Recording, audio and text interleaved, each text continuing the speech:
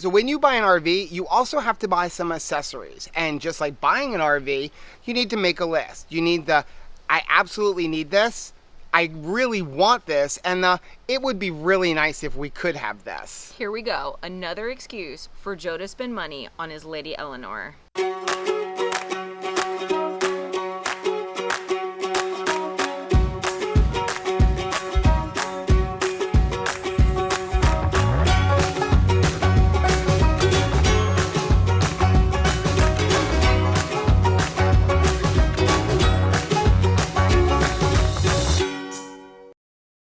I'm Rachel. And I'm Joe. And we're two crazy campers. After losing a combined weight of more than 200 pounds, we realized we had so much more energy for activities. Come along with us as we explore the great outdoors. And join us on a brand new adventure. And today we're here at Myakka State Park enjoying an absolutely beautiful cloudless day. There is not a cloud in the sky, and it just sort of reminds us how grateful we are that we didn't put off camping until later in our life. Yeah, so we recently bought our RV Eleanor, but here's the thing. When you buy an RV, you need to buy some accessories to go with it. So today, we're gonna go over 10 items that we're glad we didn't put off buying. So we're gonna start off our list over here on the connection side of the RV, and number one is an absolute must-have if you're camping an RV, and that is a surge protector. Now this here is the Power Watchdog surge protector, and I like this one because it is super easy to use, and it wasn't ridiculously expensive. I'll leave a link for it down below. This one cost us just over $100.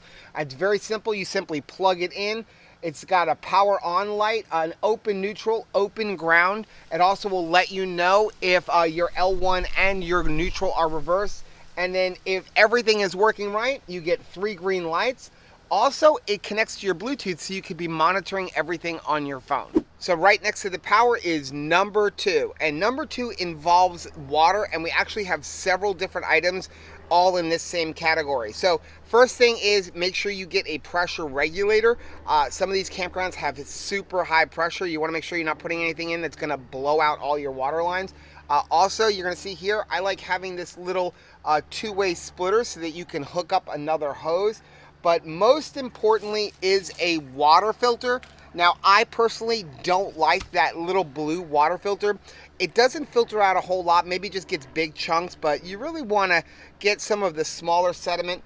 This one was pretty inexpensive. I bought it on Amazon. I believe it was like $60. I'll leave a link down below. You can actually make one yourself by going to Home Depot and getting the filters and just kind of assembling it. But once I found this one, it was pretty much the same price. Finally, we have our hose. Make sure you get a water-safe drinking hose. And we've got the 0G. It's currently hooked up, but I like this hose because once you get the water out of it, it's super easy to just roll up and stows away easy, and it's very lightweight. A little bonus one with the water is I like to get a flow meter. You can see it right here. And what that's going to tell me is how much water I've actually put into the RV. It's good for a couple things. Number one, we like to use it to see how much water are we using while we're here, and that will give us a good idea of what we need if we're going to go dry camping. But also, when we leave, we always like to travel with about 10 gallons, just in case we get stuck somewhere, have to pull over, want to use the restroom or something like that. We want to have a little bit of water in our freshwater tank. So using that, I know exactly how much water I've put in. So number 3 is another must-have, and it's right here in the truck. A tire pressure monitoring system. Now this is the one from tsttruck.com. We love this one. I got it on Amazon. What I like about it is the fact that it cycles through. It tells you the temperature and the PSI of your tires. It cycles through your tires one at a time, so you have a nice big screen, and you can have multiple trailers. Now, I see a lot of people online saying you don't really need a tire pressure monitoring system and that you can simply visually inspect the tires. Well, I strongly disagree with that. I think tire safety is super important, and you want to, do whatever you can to prevent blowouts. One of the things that's going to really lead to a blowout is an increase in temperature of the air inside of the tire, and one of the things that's going to help to increase the temperature is low pressure. So with a system like the TST system, you can monitor the temperature temperature inside of the tire as well as the pressure and see if there's anything that's going to happen. I like this system because number one, it has really large numbers and I can glance down and see it as I'm driving. It also is going to give me alerts if the temperature goes too high. It's going to give me alerts if the pressure goes too high or if it goes too low. It's also going to let me know if I have a fast leak. If you lose a lot of air all of a sudden, it's going to quickly let you know. The bottom line is this: yes, tire pressure monitoring systems are expensive, but safety is very important. You don't want to be putting your life, your family lives, or the lives of everybody else on the road in danger. And we have tried some of the other systems, the ones that are like $50 or $60, and they just didn't work. They were losing signal. They weren't very accurate. You really want to spend the money and get a good system. I like this system because it also has a repeater, which is mounted at the very front of the trailer. Okay, number 4 is probably my favorite accessory, and I don't want to say it's a must-have, but it's a must-have. It's a Blackstone Griddle. Now, I like Blackstone Griddles much better than having a regular grill because you can cook so many other things on it. Now, this is the 22-inch Blackstone, and I like this one. I got it from Walmart. I'll leave a link down below, but what I like about it is it came with this stand. It also comes with this cover, which helps protect the grill, but also it acts like a dome cover. So you have a nice big cooking surface on this 22-inch one. You have 2 burners, and I like the rear grease trap. Now, you can get this where it hooks up with the 1-gallon propane cans. It comes with that. Ours also came with a thing to hook it up to the regular, like 20-pound containers. And then we bought this online, and it's just a hose to hook it up to our quick disconnect. So like I said, I don't want to say a Blackstone is a must-have, but it really makes RVing enjoyable. And I think it's so much better than having a regular traditional grill because you can cook so many things on it. You can cook pancakes on it, you can cook eggs on it, make all of your bacon on there, hamburgers, pretty much anything you're going to cook in a frying pan, you can cook on here, as opposed to if you have a regular just, propane grill, you can cook hamburgers and steaks on it, but you're not going to be able to make, pancakes or eggs or anything like that. Not even really bacon. And our whole thing is we want to get all of the cooking grease from inside of the RV to the outside of the RV. So number 5, this is another safety issue, and that's going to be wheel chocks. And there's several different kinds. Now this one here, this is an X chock, and this set actually came with our Hensley hitch, which is another complete video. But there's a lot of different brands out there. I really like these. Number 1, they're really gonna make sure that your tires aren't going back and forth. It also helps stop some of that shakiness when you're inside of the trailer that goes back and forth, back and forth. So these are really nice. It comes with a little wrench. You simply put it in there. Not mandatory though. What is mandatory is at least another kind of wheel chock if you're not going to use these, and that's these big heavy rubber ones. I love these things. You can't crush them. They grab onto the ground real well. I would definitely say these here, toss them. Those things are garbage. They're simple plastic, and I'll be honest, I actually had a set in front of my tires, forgot that they were there, and I rolled out and I just crushed them. So those things really are not going to stop much. What good is a chock if it's not going to stop your trailer? So you really need to have a really good wheel chock and make sure you're using them. Before you ever disconnect that trailer, make sure your chocks are on and make sure you're on front and back, because you may think like, hey, it can only run forwards. Next thing you know, your trailer is rolling backwards into a lake or something. So number 6 involves the outside, but the device is actually located inside of the trailer. And this one is a marriage saver, so it's definitely a must-have. It's also gonna make setting up your trailer super simple. It's called the LevelMate Pro. Now what this is this device that you mount up on the wall, and then it connects to your phone via Bluetooth, and it's going to tell you how far off level your trailer is, both front to back and side to side. So what you do is you set up your trailer, you get it perfectly level, and then you mount the device and you open up the app and you tell the app that your trailer is now level. Now, whenever you pull up to a new campground, you simply open up the app and it's going to tell you, hey, you have to raise the left side up 1 inch or the right side 1 inch or whatever. So you could literally be in your truck backing up your trailer and know exactly when you're level side to side.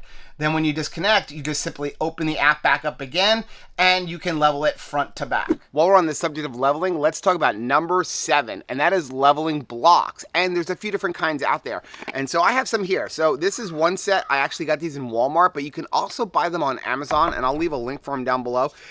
These are about $30 for a big set of them, and they come in a little carrying pouch. What I like about them is these little round things on here, very easy to stack, and you can also have it where you have one here and then another one halfway through to kind of build a pyramid. Now this is another set that I got off of Amazon recently, and I really like these because they're a little bit more solid. You can see here just the way the plastic is built. It has those same little pieces on here, so you can get your tires stuck in there. And you can look at this one here, how I've already started crushing this.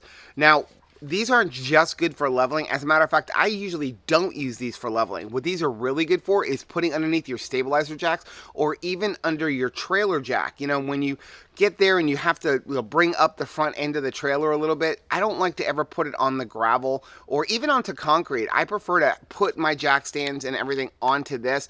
Gives it a little bit more stability. It prevents some of the things digging down into dirt, and it's just going to help protect it. So I have a whole bunch of them. I think we actually have 3 sets of them. Now, we will use these for leveling the trailer if we have an issue where it's really sandy, like, for example, when we were at Corson State Park. But when at all possible, for leveling the trailer, I actually prefer using this. You simply put it right behind your wheel on the one side that's low.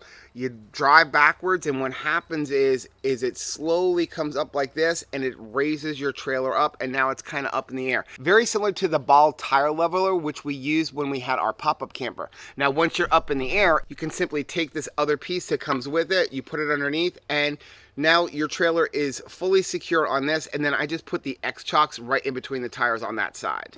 So now it's my turn because we're going to be heading inside. But before we do, let's talk about one last thing outside because it impacts inside. And that's number 8. Get yourself some mats.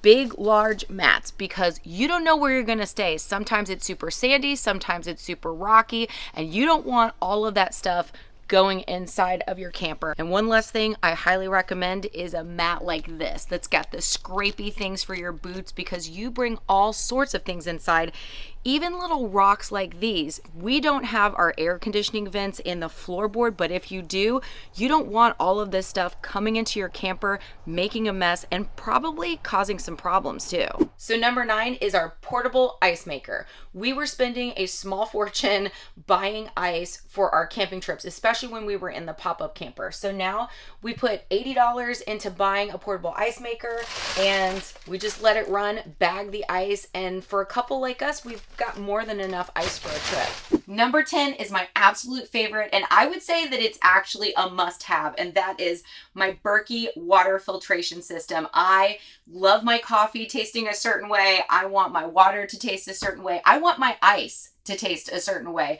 and nothing tastes better than a Berkey. We've had like the Brita filters, we've had filters on the rig, but you don't know what the water is going to taste like when you get to your campsite. And I know that no matter what I put down this thing, it's going to taste delicious. Yeah, now we do have water filters on the outside of the rig, but that's really just to protect the whole system. It's going to get a lot of the sand and the sediment, but they don't necessarily make the taste a whole lot better. Sometimes they do, depending on the filter you have, but this is just going to filter everything. You could literally take your pool water and pour it through here and be able to drink it.